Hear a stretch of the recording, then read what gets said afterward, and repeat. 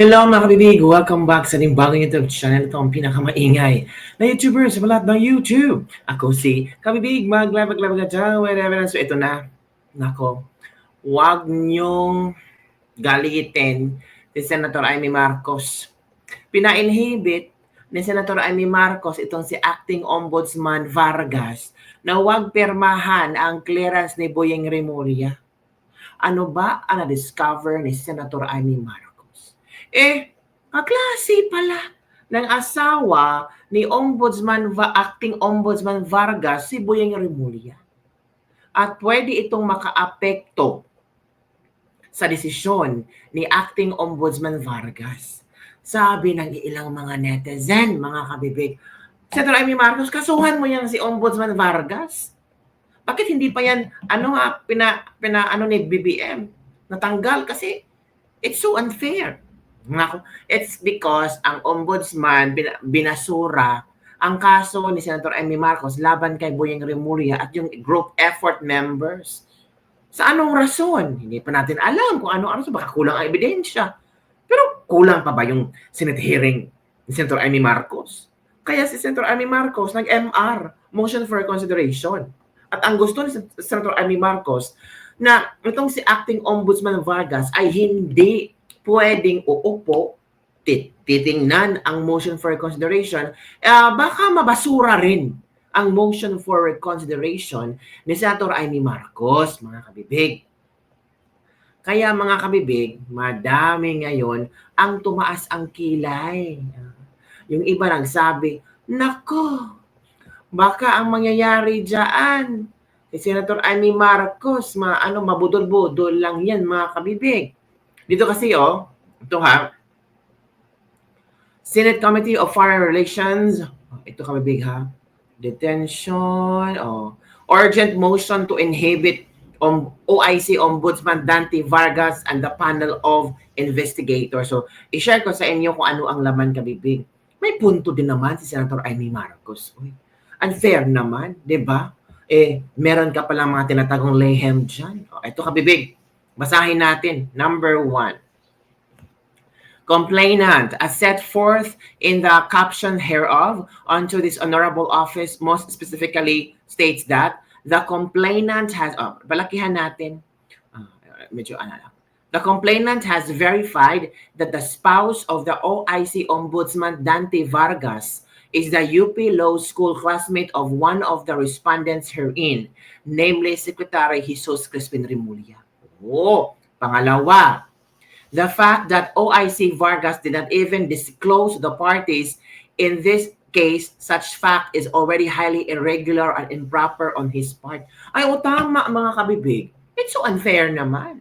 Buti na lang na-discover ni Senator Amy Marcos na ganito pala ang mga hocus-pocus na ginawa. Number 3, to make matters worse, on 12 September 2025, under the command and control of OIC Vargas, the panel of investigators resolved to dismiss without prejudice the above captioned case on the ground that the pending Supreme Court cases surrounding the arrest of former President Rodrigo Duterte raises prejudicial questions. Wow! Talaga? Number 4, this was the ruling despite the fact that the set of issues on those cases are vastly different from the instant case. Tama. Iba naman na. Iba yung sinampa ni Senator Amy Marcos kumpara doon sa hindi pa nga na-actionan ng Korte Suprema, yung kay Kitty Duterte, yung inihain ni na Torretorion. Diba? Hindi pa na-actionan. Ilang buwan na si Pangulong Duterte nandun sa ICC. Number 5, moreover, even assuming arguendo that there are prejudicial questions, Rule 111 of the Rules of Court, which applies in suppletory character to the rules of the Honorable Office, clearly provides that there should be a petition filed by the interested party to have the criminal proceeding suspended. Dismissal with or without prejudice is not one of the courses of action under said rule. Number 6, what is more, on the day that the decision was rendered, Secretary Jesus Remulla was already at the office of the Ombudsman to claim his clearance. Ginawa yun ni Boyeng? Hala ka! So alam na ni Boying that day na mababasura ang kanyang ang kaso ni Senator Amy Marcos. So, nandun na siya sa opisina ng ombudsman humihingi ng clearance. Wow! Ombudsman, ng acting ombudsman naman dyan. Ano ba to? Dramahan lang. Diba? Number 7. These circumstances very evidently displays the bias of OIC Vargas and the panel of investigators. Bias talaga. Yung mga kabibig. Grabe ang mga investigator ha. Ito pa. Wherefore, premises considered, it is respectfully prayed that the office in charge Dante Vargas and the panel of investigators, yung mga investigators, be inhibited from resolving the motion for reconsideration. So, ilan ba sila? Sandy Alcantara, Rose Ann Claudine Impassion, Corinne, Joey M. Garrido Corleano, Napoleon. Madami sila na pina-inhibit ni Senator Amy Marcos na hindi mangingialam sa motion for reconsideration na isinumite ni Senator Amy Marcos para sa kanyang kaso na isinampa kay Boying Rimulya para si Boying hindi mabigyan ng clearance ng ombudsman.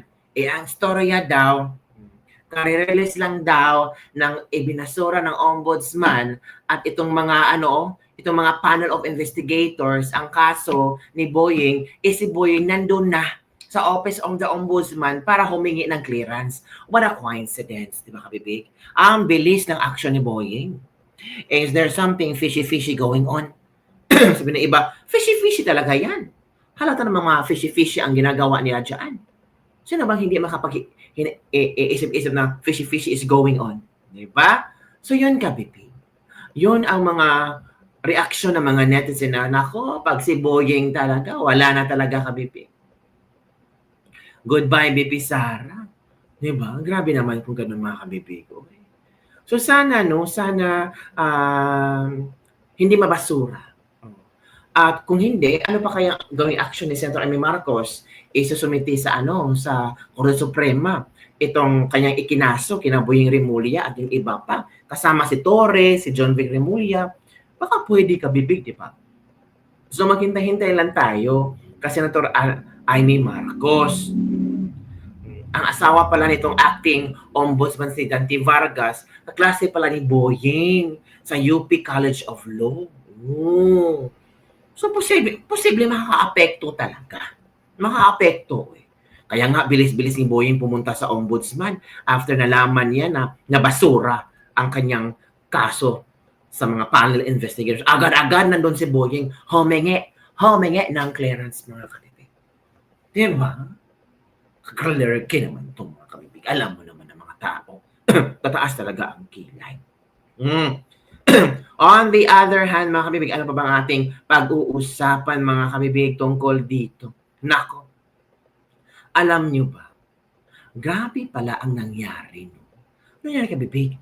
Ay, nakong kabibig. Hindi nyo ba alam na si VVM, merong daw ang story niya daw, I don't know kung fake news ba ito o hindi, pero nakatikim ng boo si VVM. Kasi daw mga kabibig, itong si VVM ay nag-attend sa FIVB. At may mga sumisigaw ng boo, boo, boo. Ay, mga boo. Nag-expect ito si VVM ba sa balibol-balibol ba? Tapos, nag-trending daw ito na may naraming narinig ang mga taong nga binububububu si BBM. Naku, nakakahiya naman kung binububububu. May mga bidyong kumakalat mga kabibig ngayon. I don't know kung nakita nyo na, napanood nyo ba. Basta, yun daw, binububububu. Ito ang video kabibig. Para sabihin natin na baka gawa-gawa lang ng video si Big Kabibig ba na madrama lang. Pakinggan nyo na lang ang video, ha? Baka sabihin nyo naman gawa-gawa ko to. Sige, makinig tayo.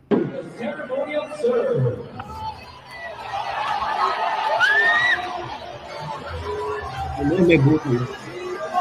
Oo, may boo. Nakarinig ako ng boo. Narinig nyo? Ay, hindi. The ceremonial serve. Ganyan.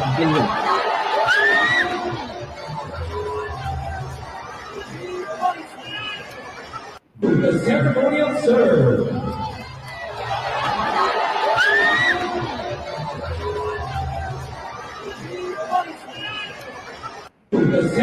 Oh my, nakarinig kayo ng boo? May narinig ako ng boo, boo, boo. At ito pa, another video na ngumingiwi daw si BBM nung tinawag ang pangalan. Uy, grabe talaga ang mga netizen, no? Na ngumingiwi daw. Ito ha. I-share ko na lang. Oy, kasi sabihin niyo naman niya, gawa-gawa ko ang istorya. Ito isang other video na may bubo daw ito. Ladies and gentlemen, the President of the Republic of the Philippines, His Excellency, Ferdinand R. Marcos Jr. Ba't walang pumalakpak? Ba't walang hiyaw-hiyawan? Wee, BBM! Ba't walang BBM? Bakit walang ganun? Diba noong una, kasagsagan ng eleksyon, nung nanalo na sila ni Sara, grabe ang hiyawan ng mga tao, palakpakan, sigawan ng BBM. Pero bakit wala?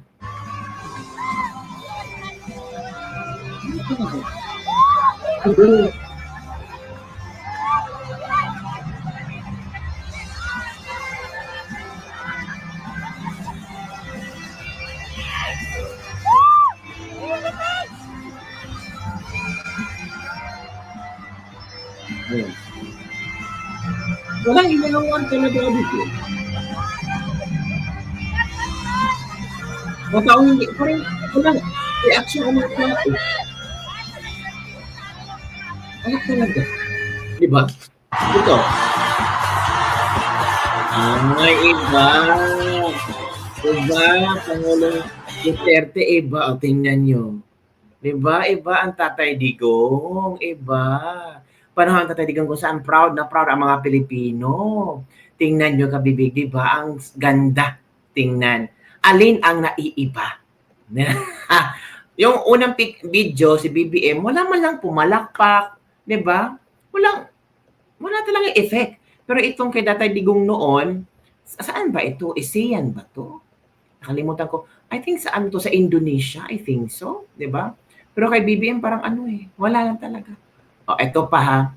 Ito pang isa. O, ito. Ito daw. Mabuhay. Grand entrance with a signature. Ay, ngiwi talaga. My grand entrance with ngiwi. Ay, nung ngiwi talaga si BBM. Uy, ano nangyari? May pangiwi si BBM. 1, 2, 3. 1, 2, 3. Action! May ganun kabibig pa. Totoo kaya to? Naman, ngiwi siya. Hala, grabe naman mga netizen. Tingnan natin kung ano ang komento ng ating mga netizen, ha? Basahin natin. Rock and ngiwi here, ngiwi there, ngiwi everywhere. To serve in the volleyball, check. To serve in Coke, check. To serve in the Philippines, X. The ironically, bola mo, bago droga. Uy, bumatak muna before the entrance. Uy, grabe naman kayo. Signature move, Zampotek. Sabi ni Edmond Rubia, mabuhay, President Niue Republic. Uy, totoo ba to? Kasi, I don't know. Yes to sports and drugs from in Ram Ako. Signature Niue, nanggigigil. Yes to sport, yes to drugs. Congrats, hey. Uy, grabe ang mga tao. Hi pa more, Coke pa more. Sabi ni Luar Yaon. So, grabe naman yung mga komento ng mga tao. Uy, masama na yung mga komento niyo, ha? Si BBM nga, hindi nagpa-drug test. Buti pa si Amy Marcos nagpa-drug test pero negative ang result. Kasi di ba na-also yun sa Senado na meron daw, tawag ito, nag-hit-hit. So that time, marami mga senador na urging their staff na magpa-drug test. Si Senator Amy Marcos and the staff nagpa-drug test at negative naman si Senator Amy Marcos. Palakpakan natin. Pero si BBM, sana sinabihan ito ni Amy Marcos, oy BBM, mag-ano ka? Magpa-check. Di ba mga kabibig? Nako, grabe mga kabibig, no? At ito pa. Speaking of BBM pa. BBM, no? Pa-birthday ni BBM kahapon. Grabe naman si Madam Castro. Oy. Pa-birthday ni BBM kahapon ba? Grabe si Madam Castro. Pinangunahan ni Palas Press Officer Claire Castro talagang, kantahan natin ang happy birthday si BBM. Si Castro. Hindi niyo ba nakita si Castro? Ang una si Castro sa pagkanta ng happy birthday kay BBM kahapon. Eto, pakita natin ha, si Castro kahapon. Parang she's forcing the people to sing happy birthday. Ito na. So, magandang araw. At bago po tayo magtapos, batiin natin ang ating Pangulo ng maligayang kaarawan. Kantahan po natin ang ating Pangulo. Sabay-sabay po natin kantahan. Yung masaya. Happy birthday to you. Natawa. Happy Masaya. birthday, happy Yung iba, walang pakialam. birthday. Happy birthday to Nakakatawa. you. Ayan, maraming salamat at magandang araw. Malacanang Press Corps, magandang araw. Walang So, pakialam. Magandang araw. At bago po tayo magtapos, batiin natin ang ating Pangulo ng maligayang kaarawan. Kantahan po natin ang ating Pangulo. Sabay-sabay po natin kantahan. Yung masaya. Happy birthday to Yung you. iba, walang pakialam din yun. Happy birthday, happy Uy, bakit gano'n? Anak ko, walang birthday. pakialam yung iba. Oh. Happy birthday to you. Claire Castro, walang pakialam yung iba. Ayan, maraming salamat at magandang araw. Malacanang Press Corps, magandang araw. Oh, Claire Castro, walang pakialam yung iba, may Claire Castro. Walang pakialam sa ano, sa pagkanta-kanta mo ng happy birthday. Di ba? Nakakahiya naman yun, oy. Yung iba, walang pakialam. Ay, magkano kayang bonus? Hi, nakakabibig. So, yun na nga, mga kabibig. Ang dami mga nangyayari, no? Tungkol kay, ano, well, what do you think, mga kabibig?